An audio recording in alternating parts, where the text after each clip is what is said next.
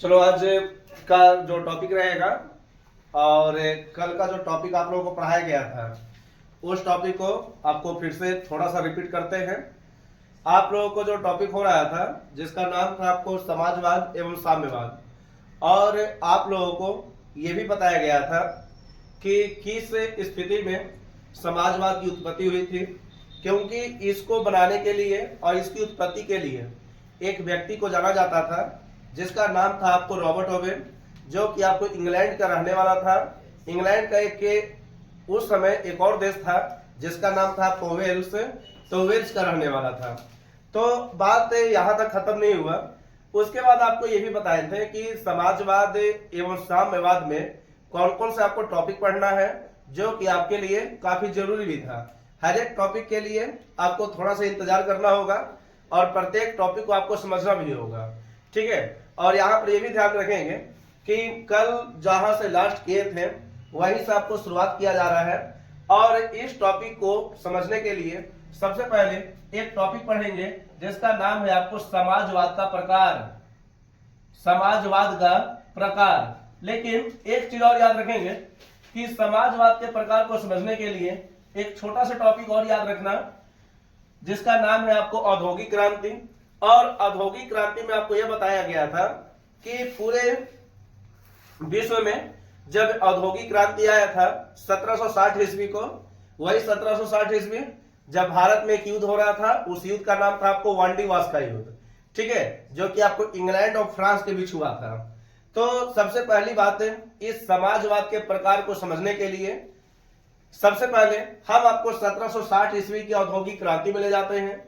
और उस समय औद्योगिक क्रांति के बाद में एक बात कहा गया था, उस बात को आपको समझाते हैं। उसके बाद ही आपको समाजवाद के प्रकार को बताएंगे कि समाजवाद के प्रकार को किस रूप से बांटा गया।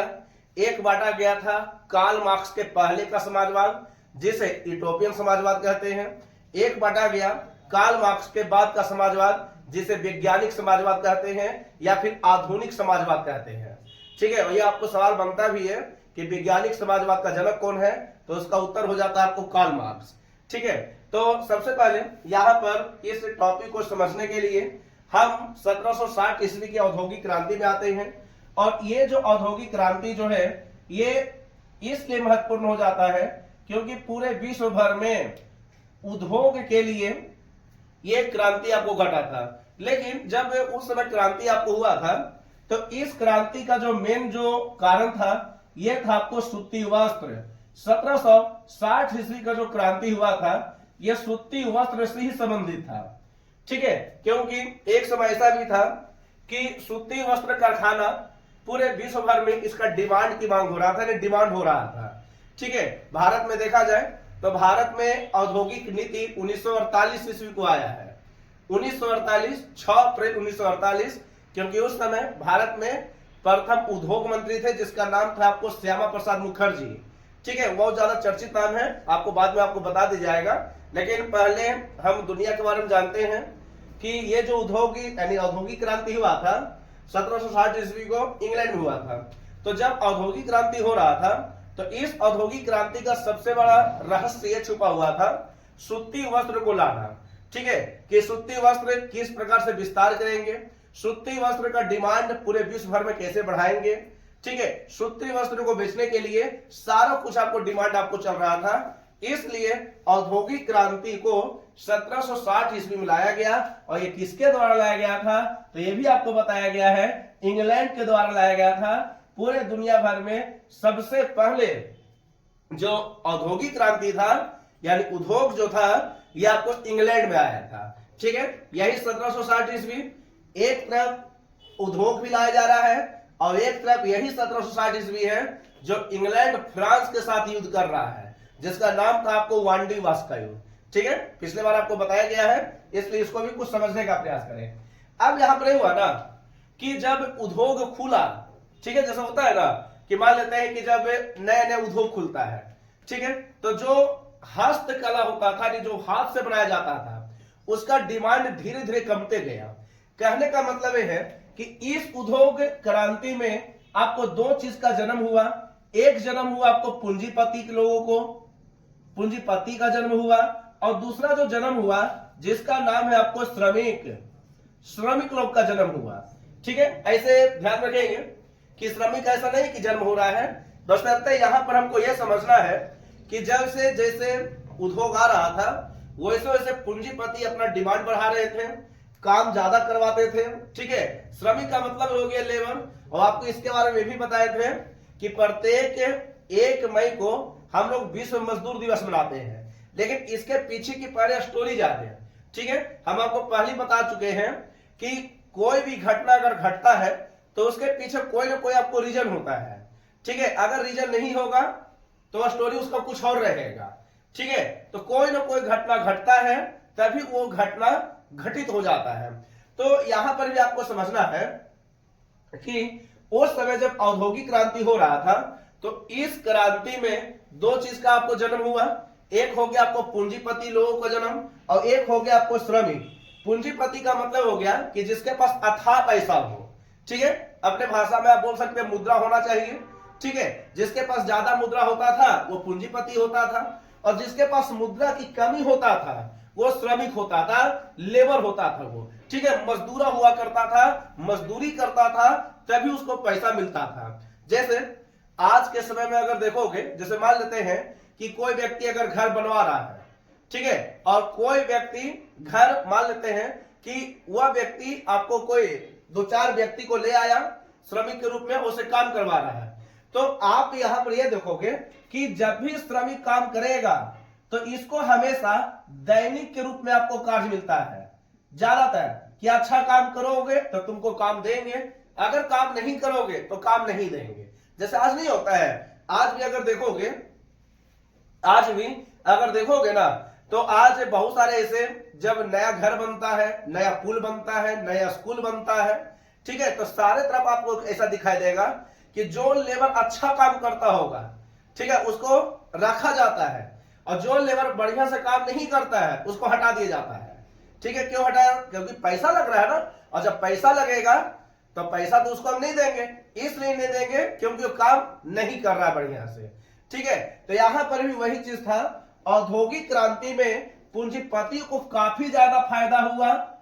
ठीक है, बहुत ज्यादा फायदा हुआ, लेकिन सबसे ज्यादा नुकसान जो था ये इसको होता था। दैनिक भत्ता तो मिलता था, ठीक है, दैनिक भत्ता को मिलता था, लेकिन इस दैनिक भत्ता से उसकी भरपाई नहीं होती थी। जैसे आप जैसे मान लेते हैं कि कोई व्यक्ति, ठीक है, मान लेते हैं कि वो मजदूरी का काम कर रहा है, नहीं मजदूर बना हुआ है। अब मजदूर जब बना हुआ है, मान लेते हैं उसको 300 रुपया दे दिए, ठीक है, या मान लेते उसको 250 रुपया मिल गया। आप खुद सोचो कि वर्तमान समय में अगर देखा जाए तो 250 रुपया में आपको पूरा फैमिली उसका नहीं चलेगा। ठीक है, 300 रुपया में उतना फैमिली नहीं चलेगा। ठीक है, अगर एक दिन में अगर देखोगे ना तो जो पूंजीपति लोग होते हैं, ठीक है, पूंजीपति लोग ये एक दिन में भी 500, 1000 रुपया, 2000 रुपया खर्च कर सकते हैं। ठीक है, क्योंकि इनके पास अथाह पैसा होता है, अथाह पूंजी होता है। तो यहां पर हमको मेन जो समझना है, मेन बातें हमको यह समझना है कि जब औद्योगिक क्रांति हुआ था तो औद्योगिक क्रांति में पूंजीपति को ज्यादा फायदा होता था, पूंजीपति इससे काम करवाता था, लेकिन यह भी कहा जाता था कि काम के बदले इसको भत्ता भी नहीं मिलता था। भत्ता का मतलब हो गया कि उसको वेतन नहीं मिलता था। ठीक है, जैसे मान लेते हैं कि 5 व्यक्ति काम कर रहा है, 5 व्यक्ति में 3 को दे देगा और 2 को नहीं देगा। ठीक है, 2 व्यक्ति को नहीं दिया, 3 व्यक्ति को दे दिया, और मान लेते हैं कि जिसको देता भी था ना तो उससे भी कम देता था। जैसे वर्तमान समय में देखोगे तो अभी मान लेते हैं कि किसी व्यक्ति को अगर हम 400 रुपया देते हैं लेबर के रूप में, ठीक है, तो उस समय यह कहा जाता था कि अगर 400 रुपया दे रहे हैं ना तो 100 रुपया हम वापस ले लेंगे, यानी 300 देंगे। ठीक है, जो पैसा हम दे रहे हैं वो पैसा को कुछ रिटर्न भी वो ले लेता था। ठीक है, जिससे पूरे श्रमिकों के एक प्रकार से अच्छा नहीं मानता था। कहने का मतलब है कि पूरे दुनिया में क्रांति भी घटा जिसके एक पक्ष को फायदा हो रहा था। ठीक है, इसका एक पक्ष है, इसको फायदा हो रहा था, जबकि इसे पूरी तरह से आपको नुकसान हो रहा था, ये इसको दूसरा पक्ष है। ठीक है, इसको पूरी तरह से आपको नुकसान होता है। जैसा नुकसान नहीं होगा, नुकसान होगा। ठीक है, अगर कोई व्यक्ति घर बना रहा है और जो मजदूर आपको उसमें काम कर रहा है, अगर उसको वेतन नहीं मिलेगा ठीक है, दैनिक भत्ता नहीं मिलेगा, संभव है कि वो अपने परिवार को बढ़िया से लालन पालन नहीं कर पाएगा, और जब परिवार को लालन पालन नहीं कर पाएगा तो ऐसा ऐसा घटना आपको घट जाएगा। ठीक है, ये चीज। तो यहां पर सबसे पहली पॉइंट्स आपको ये समझना होगा कि उस समय जब औद्योगिक क्रांति आया तो औद्योगिक क्रांति में आपको पूंजीपति को काफी ज्यादा फायदा हुआ। ठीक है, पूंजीपतियों को काफी ज्यादा फायदा हुआ, जबकि श्रमिकों को नुकसान हुआ।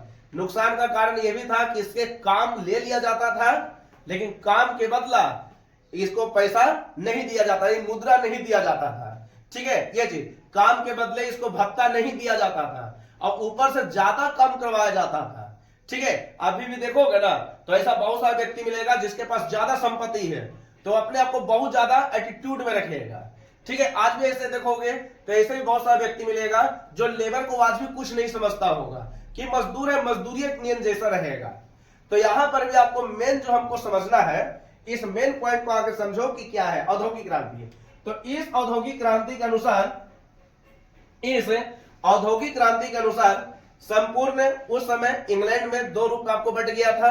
ठीक है, दो रूपों में आप बोल सकते हो, वहां के फैमिली बोलो या जनता बोलो, ठीक है, कोई दिक्कत नहीं है।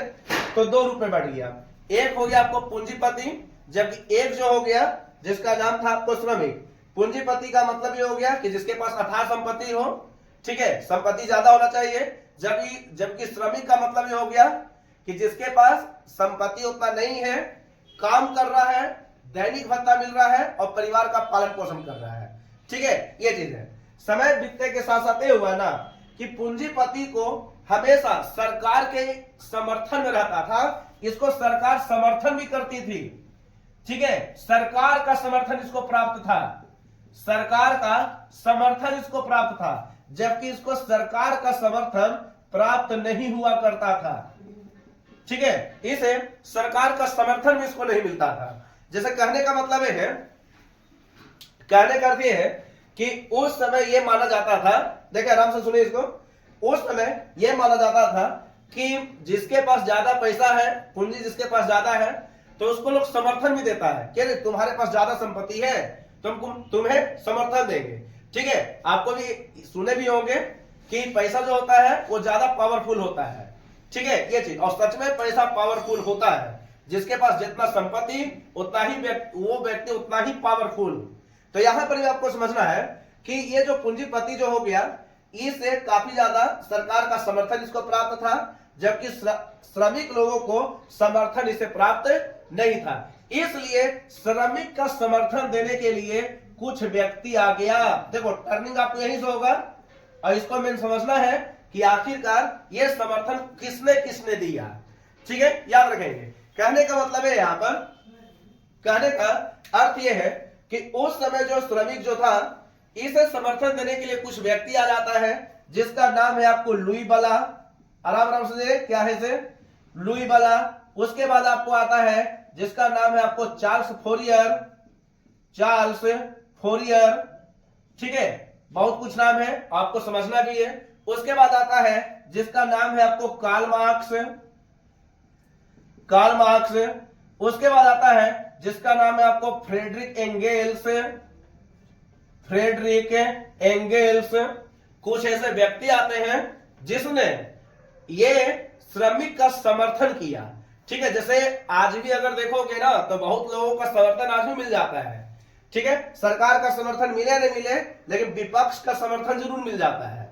ठीक है, तो यहां पर भी देखो क्या हुआ से, इसको समर्थन देने के लिए ये सारा व्यक्ति इसको आ गया, जिसमें लुई बला भी है, चार्ल्स फोरियर भी है। ठीक है, जिसमें कार्ल मार्क्स भी है, फ्रेडरिक एंगेल्स भी है। आपको ये भी बताए थे कि कार्ल मार्क्स का जो जिगरी दोस्त है, ठीक है, ये इसका दोस्त है, जिसका नाम है आपको फ्रेडरिक एंगेल्स। ये सवाल बन चुका है अब तक।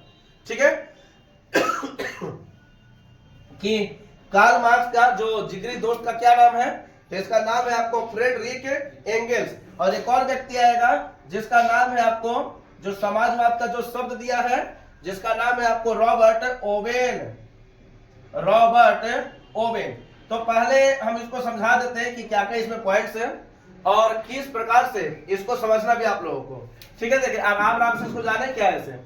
सबसे पहली बात है, औद्योगिक क्रांति के अनुसार ही समाजवाद का रूप आपको आया था, ठीक है, समाजवाद आपको बटा था, और इसमें आपको औद्योगिक क्रांति के बाद पूंजीपति एवं श्रमिक लोग आपको आ गए, ठीक है। उसके बाद आपको यह भी समझना होगा कि ये जो पूंजीपति जो हो गए और ये जो श्रमिक लोग हो गए, समय बीतने के साथ साथ इसको काफी ज्यादा लोगों ने समर्थन होता तो दिया नहीं, लेकिन बाद में श्रमिक लोगों को समर्थन दिया, जिसका नाम था आपको Louis Blanc, Charles Fourier, Robert Owen, Karl Marx और एंगेल्स, फ्रेडरिक एंगेल्स पूरा नाम, ठीक है। ये चीज समझे। अब ये हुआ ना कि समय बीतने के साथ साथ अब इस समाजवाद के प्रकार को बांट दिया गया। इस समाज के प्रकार को बांटने के लिए एक समाजवाद रखा गया जिसका नाम था आपको यूटोपियन समाजवाद, यूटोपियन समाजवाद, और दूसरे को जो बांटा गया जिसका नाम था आपको वैज्ञानिक समाजवाद, वैज्ञानिक समाजवाद, ठीक है। ये तो समझेंगे। देखें अब यहां पर समझने का प्रयास करना कि समाजवाद के प्रकार में अगर देखोगे तो समय बीतने के साथ साथ इसे दो रूप में आपको बांट दिया गया, ठीक है। एक का नाम था आपको यूटोपियन समाजवाद, जबकि दूसरे का जो नाम था जिसका नाम था आपको वैज्ञानिक समाजवाद, ठीक है, वैज्ञानिक समाजवाद। अब इस वैज्ञानिक समाजवाद में इसमें आपको कुछ व्यक्ति का नाम आएगा और इस व्यक्ति के बारे में आपको जानना भी है। देखिए क्या है, ये जो वैज्ञानिक समाजवाद है इसमें आपको एक व्यक्ति है जिसका नाम है आपको कार्ल मार्क्स, ठीक है, ये समझेंगे, कार्ल मार्क्स। और इसमें एक और व्यक्ति आएगा जिसका नाम है आपको फ्रेडरिक एंगेल्स, फ्रेडरिक एंगेल्स। देखिए आप यहां पर ये समझेंगे कि ये जो समाजवाद है इसे कहीं कहीं आपको इस रूप से आपको पूछ देता है कि कार्ल मार्क्स के पहले वाला समाजवाद को क्या कहते हैं, तो इसको कहते हैं यूटोपियन समाजवाद, और ये जो आया ये आपको कार्ल मार्क्स के बाद का समाजवाद है, ठीक है। ये हो गया आपको कार्ल मार्क्स के पहले का समाजवाद। ये सब सवाल पूछता है कार्ल मार्क्स के पहले, और ये जो हो गया जिसका नाम है आपको वैज्ञानिक समाजवाद, ये कार्ल मार्क्स के बाद का समाजवाद है, ठीक है, कार्ल मार्क्स के बाद का समाजवाद है। ये सारा सवाल आपको पहले बन चुका है। कार्ल मार्क्स के बहुत सारा सवाल भी बनता है कार्ल मार्क्स से, और ये कार्ल मार्क्स के बारे में आपको समझना भी है कि आखिरकार ये कार्ल मार्क्स अपने समय में कौन कौन से काम किए जिनकी वजह से इसका एक अलग ही इतिहास बनता है। इसलिए हम इसे इतिहास के पन्नों में इसको पढ़ते हैं, ठीक है। ऐसा नहीं है कि प्रत्येक व्यक्ति को हम लोग पढ़ते ही हैं, लेकिन ध्यान में रखेंगे कि जिसका इतिहास बनता है उसके यानी उस व्यक्ति का इतिहास हम लोग पढ़ लेते हैं। अच्छा, एक चीज और याद रखेंगे कि ये जो यूटोपियन जो है, यूटोपियन का जो सामान्य अर्थ होता है जिसका नाम है आपको स्वप्नदर्शी, ठीक है, स्वप्नदर्शी। स्वप्न का मतलब हो गया सपना, दर्शी का मतलब होता है देखना। सपना देखने के लिए इसको जाना जाता था यूटोपियन समाजवाद, ठीक है, यूटोपियन समाजवाद। और इस यूटोपियन समाजवाद में कुछ व्यक्ति का भी नाम आता है, जिसमें एक आपको नाम लिखे जिसका नाम है आपको लुई बलार, आराम से समझे क्या है इसे। एक का नाम है जिसका नाम है आपको Charles Fourier, Charles Fourier. Direct पूछता है सवाल कि निम्नलिखित में वैज्ञानिक समाजवाद कौन है या निम्नलिखित में यूटोपियन समाजवादी कौन व्यक्ति है। तो जब तक आपको सब आंसर याद रहेगा तो आप आराम से ऑप्शन वाइज इसको छाट लेंगे, ठीक है, ये चीज समझेंगे। तो इसमें आपको हो गया लुई बलार, इसमें आपको हो गया जिसका नाम है आपको चार्ल्स फोरियर, इसमें एक और व्यक्ति आ जाएगा जिसका नाम है आपको रॉबर्ट ओवेन, रॉबर्ट ओवेन, ठीक है, रॉबर्ट ओवेन। और ऐसा नहीं कि केवल तीन ही व्यक्ति है, और व्यक्ति हो सकता है, ठीक है, और व्यक्ति है जिसका नाम है आपको सेंट साइमन, सेंट साइमन। ये व्यक्ति भी इसमें शामिल है, ठीक है। तो यूटोपियन समाजवाद में कुछ व्यक्ति का नाम आपको आता है, इस व्यक्ति के बारे में आपको जानना है कि क्या है। इसे लुई बलार भी हो गया, सेंट साइमन भी हो गया, ठीक है, चार्ल्स फोरियर भी हो गया, रॉबर्ट ओवेन भी हो गया। सबका एक अपना अपना योगदान भी है। वैज्ञानिक समाजवाद में जो सबसे पहला जो व्यक्ति आएगा जिसका नाम है आपको कार्ल मार्क्स, और कार्ल मार्क्स का जो साथी है जिसका नाम है आपको फ्रेडरिक एंगेल्स, ये इसके लिए काफी मतलब दोनों ने मिलकर वैज्ञानिक समाजवाद को आगे बढ़ाने का प्रयास किया, ठीक है। ध्यान रखेंगे कि एक ऐसा भी समय था कि उस समय पूंजीपतियों को लोग काफी ज्यादा समर्थन देते थे, जबकि मजदूर को कोई वैल्यू ही नहीं था। आज भी देखोगे तो ऐसा ज्यादातर आपको समाज में मिल जाएगा कि जिसके पास ज्यादा पैसा है उसका ज्यादा वैल्यू, और जिसके पास पैसा नहीं उसको कम वैल्यू दिया जाता है। ठीक है, ये चीज है। तो यहां पर भी आपको मेन समझना है, इसलिए श्रमिक लोगों का साथ देने के लिए इसको जाना जाता है, चाहे वो लुई बला हो, चार्ल्स फोरियर हो, ठीक है, रॉबर्ट ओवेन हो, सेंट साइमन हो, या फिर कार्ल मार्क्स हो, या फिर फ्रेडरिक एंगेल्स हो। ठीक है, ये अपना ज्यादा चर्चित नाम है और इसलिए इसको आपको समझना भी होगा। ठीक है, ये चीज समझेंगे। अब यहां पर जो मेन जो हमारा जो पॉइंट्स बनता है, इसमें से भी कुछ आपको क्वेश्चन बनता है कि क्या है इसे, यूटोपियन का जो सामान्य अर्थ हो गया, जिसका नाम है हो गया आपको स्वप्नदर्शी। दुनिया में पहला समाजवादी देश की स्थापना जो हुआ था उसका नाम था आपको रूस। 1918 ईस्वी को इसकी स्थापना किया गया था। ठीक है, लेकिन यहाँ पर हमें कुछ और जानना भी है। सेंट साइमन से भी आपको कई प्रकार से सवाल बनते हैं। रॉबर्ट ओवेन के बारे में बताए भी थे, चार्ल्स फोरियर भी है और लुई बला भी है। ठीक है, इतना कुछ आपको जानना जरूरी था। वैज्ञानिक समाजवाद भी समझ गए, क्योंकि इसमें आपको कार्ल मार्क्स के बारे में आपको बताएंगे और इससे संबंधित कई प्रकार से आपको सवाल भी बनते हैं, उस सवाल को भी आपको बताया जाएगा। ठीक है, बाकी आप इसको आराम से उतारें, इसमें बहुत सारा पॉइंट्स भी है, ठीक ना। बाकी आपको धीरे धीरे करके सारा कुछ हो जाएगा। उतारे इसको।